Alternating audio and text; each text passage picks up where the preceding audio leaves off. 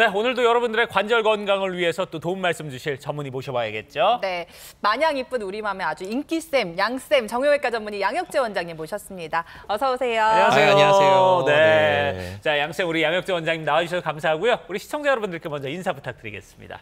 네, 안녕하세요. 정형외과 전문의 양혁재입니다.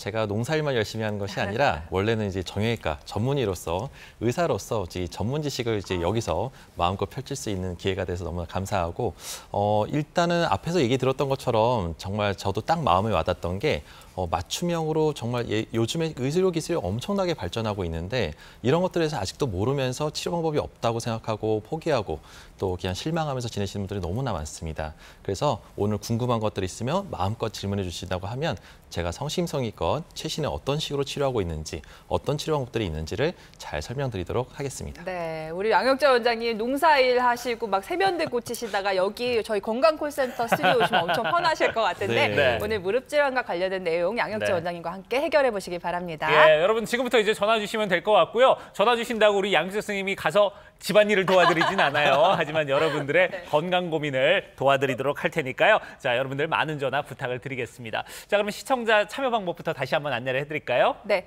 저희 화면 아래쪽으로 지금 전화번호가 하나 나가고 있습니다. 이쪽으로 전화 주시면요. 오늘 무릎 질환과 관련된 내용 양혁재 원장님과 직접 통화 나눠보실 수가 있습니다. 많은 참여 기다리고 있겠습니다. 네.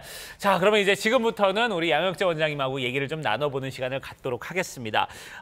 사실 이제 많은 분들이 정말 불편을 호소하시는 부위가 무릎이 아닐까 하는 생각이 네. 들어요. 뭐 사실 허리, 무릎 여기가 제일 많은 어떤 많이 아파하시죠. 고질병이 있는 네. 그런 부위가 아닐까 하는 생각이 드는데 일단은 우리가 무릎이 어떻게 생겼는지를 먼저 알아보면은 그 원인을 찾을 수 있을 것 같거든요. 네. 어떤지 한번 알아볼까요? 네, 우리 시청자분들도 전문의가 아니더라도 내 무릎이 어떤 부위가 어떻게 있길래 내가 무릎이 왜 아플까라는 걸 알고 계시면 정말 좋습니다. 그래서 이 모형을 보면서 간단하게 설명드릴 텐데요. 이 모형을 보게 되면 무릎의 중요한 구조는 무릎의 관절과 관절은 움직이는 관절이기 때문에 여기를 단단하게 잡아줄 수 있는 인대라는 조직이 있습니다. 그래서 측부인대와 안쪽에 십자인대가 있고요. 그거를 잠깐 제껴서 이렇게 뒤로 제끼다 보면 이 관절과 관절, 뼈와 뼈 사이는 물렁뼈라는 이런 연골판이 있고요. 네. 이렇게 파랗게 보이는 부분이 연골입니다. 그래서 보통 연골 찢었다고 하면 이런 파란 부분이 찢어진 게 아니고요. 이런 물렁뼈를 찢었을 때 연골판이 찢어진 걸 말하고요. 우리가 관절염이 왔다. 우리가 연골이 떨어져서 물이 차고 붓는다. 이런 경우는 이런 파란 부분이 떨어져 나가서 관절염으로 고생하시는 분들이 그렇게 물 차고 아플 수가 있습니다. 네, 이렇게 네. 무릎이 좀 복잡한 구조가 돼 있고 또 여러 가지 문제가 생길 수 있을 것 같은데 네. 무릎 관절염 호소하시는 분들이 많은데 증상은 어떤 식으로 나타나나요? 네, 아무래도 이제 관절이 이제 조금씩 망가지게 되면요. 우리가 이제 의원에 가게 돼서 제일 먼저 찍는 것이 엑스레이입니다. 네. 그래서 엑스레이를 보게 되면 뼈와 뼈 사이의 간격이 점점점 좁아지는 게 보일 수가 있는데요. 좁아진 그 무릎 뼈와 뼈 사이의 간격이 결국은 다 붙어서 뼈끼리 부딪히는 통증을 유발하게 되는데 오. 이럴 때는 아주 심한 통증을 유발할 수 있습니다. 네. 그리고 연골이라는 조직은 원래 우리 몸에 3mm밖에 안 되는 아주 얇은 연골인데요. 여기에는 이제 피가 통하지도 않고 또 통증을 못 느낍니다. 그래서 연골이 떨어져 나갈 때는 그 연골 자체 아픈 것보다는 물이 차면서 붓고 쑤시고 물찬 증상으로 인해서 밤에 쑤시고 아프고 끙끙 앓다가 잠자다가 깨면서 잠에 새벽에 못 주무시는 그런 어르신들이 정말 많습니다. 그렇습니다. 근데 이렇게 막 밤에 못 주무시는 분들이 처음부터 그랬던 건 아니잖아요. 네. 뭔가 조금 아프기 시작할 때 그걸 방치해서 이렇게 좀 더 심해지는 경우가 맞습니다. 많다고 하는데 네. 이 관절염이 좀 어떤 단계로 좀 나뉘는지 우리가 좀 알아볼까요? 네, 아무래도 관절염은 초기, 그다음에 중기, 말기 단계가 있습니다. 그림에서 보는 것처럼 왼쪽 끝사지는 아주 정상적인 건강한 연골인데 이렇게 하얗게 매끈한 그 면이 이제 연골이라고 볼 수 있습니다. 네. 이 연골은 우리가 이제 흔히 비유하는 거는 제가 차가 다니는 도로에 아스팔트가 새로 깔렸을 때 그때 차가 다니는 건 아주 쌩쌩 잘 달리죠. 그래서 아주 매끄럽게 잘 다니는데 충격도 없고 그다음에 이제 관절염이 진행되면서 약간 돌기가 생기고 연골이 막 떨어져 나가면 마치 이 아스팔트가 노후화돼서 돌멩이가 떨어져 나가고 구덩이가 지면서 덜컹덜컹거리는 이런 불편한 상태로 해서 우리는 계속 관절을 써야 되니까 이럴 때는 좀 시리고 붓고 아프면서 어느 순간 살짝 잘못되면 치근하고 아플 수가 있습니다. 근데 이럴 때 이제 잘 치료해서 보존적 치료나 약물 치료, 주사 치료를 통해서 요걸 시기를 잘 넘겨야 되는데 이걸 또 더 방치해서 무리하게 힘든 일을 계속하다 보면 결국은 우리 중증 단계로 연골이 다 벗겨지고 뼈가 드러나서 많이 아파서 결국은 큰 수술까지 하는 경우가 많습니다. 아이고. 네. 초기냐, 중기냐, 말기냐에 따라서 증상도 다르듯이 다 같은 치료를 받지는 않을 것 같습니다. 네, 맞습니다. 치료도 단계별로 다르다고요. 네, 맞습니다. 그래서 제가 제일 안타까운 게 조금이라도 이분을 한 3개월 전에 만났으면, 한 1년 전에 만났으면 조금 더 안 아픈 치료를 할 수 있었을 텐데라는 네. 아쉬움이 항상 남는데 항상 우리가 단계가 있기 때문에 우리 시청자분들도 초기에 빨리 와서 전문적인 치료를 받는 것이 가장 중요합니다. 그래서 네. 초기에 오신다고 하면 비교적 약물 치료나 운동 치료나 제가 딱 보고 어떤 치료나 이런 걸 좀 피해야겠다. 이런 생활 습관을 피하면 이거 잘 넘기면 괜찮습니다라고 할 수 있는데요. 대부분은 이때를 놓쳐서 이제 중기 단계에서 오시는 분들이 많으시거든요. 그러니까 이런 경우는 어쩔 수 없이 이제 줄기세포를 이식해서 연골을 살리거나 아니면 자가 연골 세포를 배양해서 이식하거나 또는 또 주사를 통해서 인대염증이나 이런 통증을 잡을 수가 있습니다. 근데 이 시기만 잘 넘기면 또 이제 안정화돼서도 좋아지는데 너무 또 늦게 오셔서 아이고. 참다 늦게 오셔서 또 뒤늦게 오신 분들은 어쩔 수 없이 이제 관절경 시술이나 최근에는 이제 로봇을 이용한 첨단 로봇을 이용한 인공관절 수술도 있기 때문에 이런 방법들을 통해서 확실하게 치료해드릴 수가 있습니다. 네.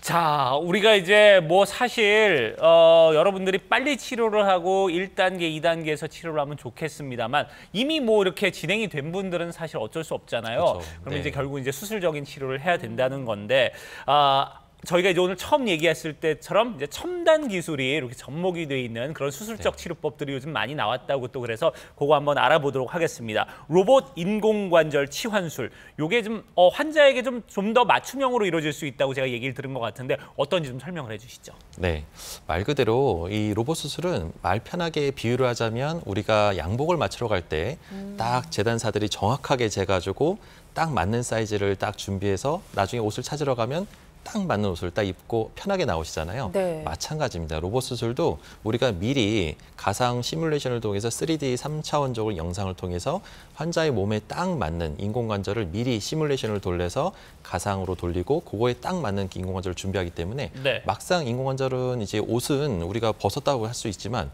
인공관절은 한 번 들어가면 돌이킬 수 없고 평생 불편한 걸 참고 지내야 됩니다. 네. 근데 이 로봇이 나오면서부터는 딱 맞는 내 몸에 딱 적합한 인공관절을 하다 보니까 휴유증도 없고 내 몸이 가장 편안한 상태로 오랫동안 잘 쓸 수 있는 장점이 있습니다. 네, 멋쟁이들이 맞춤 정장만 고집하듯이 그렇죠. 건강에 깐깐하신 분들은 이 치료법에 굉장히 관심이 많으실 것 같은데 네. 로봇 인공관절 수술 구체적으로 어떤 식으로 이루어지는지 그 과정도 궁금하거든요. 네, 일반적인 인공관절과 좀 이게 과정을 설명을 드린다고 하면은 이 크게 4가지로 나눌 수가 있을 것 같습니다. 첫 번째로는 우리가 수술 전에 그냥 들어가는 것이 아니라 계획을 수립합니다. 우리 3차원 CT나 미리 엑스레이랑 MRI를 통해서 영상을 보고 계획을 수립해서 이분한테는 사이즈가 몇몇이 필요하고 각도는 몇 도로 하면서 어떤 식으로 어느 정도 커팅을 해서 정확하게 하는 것이 가장 좋겠다라는 1차적인 맞춤형 수술 계획을 수립하게 되고요. 그 다음 단계는 이제 마취를 시행한 수술방 안에서 평가를 또 합니다. 그러니까 예습을 2번이나 하는 겁니다. 미리 계획 세우고 마취한 상태에서 또 이게 이제 확상 들어가 보면 또 다른 상황이 생길 수도 있거든요. 네. 그래서 그거를 한 번 더 평가를 해서 계획에 실시로 반영해가지고 그 변화에 대해서 수정을 해가지고 한 번 더 평가를 해서 수정을 해서 하게 되고요. 그 다음 3단계로 이제 안전하게 환자분한테 그 2번에 걸쳐서 수정한 거를 계획대로 그대로 로봇 수술을 통해서 그대로 시행하게 되는데 이게 거의 오차가 없이 로봇팔이 움직이면서 정확하게 내가 계획하고 이렇게 하자로 한 대로 딱 정확하게 깎이기 때문에 큰 변화가 없고 오차 없이 시행하게 되고요. 마지막 단계 4차는 이게 이제 시험만 봤다고 끝나는 게 아니라 시험 끝나고 나서 복습하듯이 네. 우리가 인공관절 수술이 다 들어가고 나면 한 번 더 평가를 합니다. 네. 그래서 혹시나 구부리고 피고 여러 각도에서 셌을 때 이 갭이나 그 인대 간격이 괜찮은지 한 번 더 평가해서 오케이 이 정도면 아주 좋아. 이런 거를 결정을 하기 때문에 이렇게 4단계에 걸쳐서 한 번 더 확인을 하기 때문에 결과가 안 좋을 수가 없습니다. 네. 그래요. 자, 이렇게 생각보다는 아주 치밀한 과정을 거쳐서 이렇게 우리가 수술을 받게 되는데 네. 자, 그렇게 치료를 받아서 또 예후가 좋았던 그런 환자분들 사례 몇 가지만 좀 소개해 주시면 좋을 것 같아요. 네, 이분 같은 경우는 연세가 좀 고령이신 78세였었는데 네.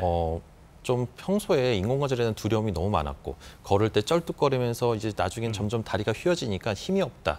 다리가 자꾸 휘청거리면서 주저앉을 것 같다는 느낌을 호소하셨어요. 그래서 난 정말 옆에 사람들 보니까 인공관절 할 때 꺾을 때 너무 아파하고 너무 두렵다. 그래서 절대 옆에 사람이 하지 말라 그래서 참고 참다가 오신 분인데 이게 이제 구부리기도 어렵고 이제는 생활하기가 너무 힘들다 보니까 네.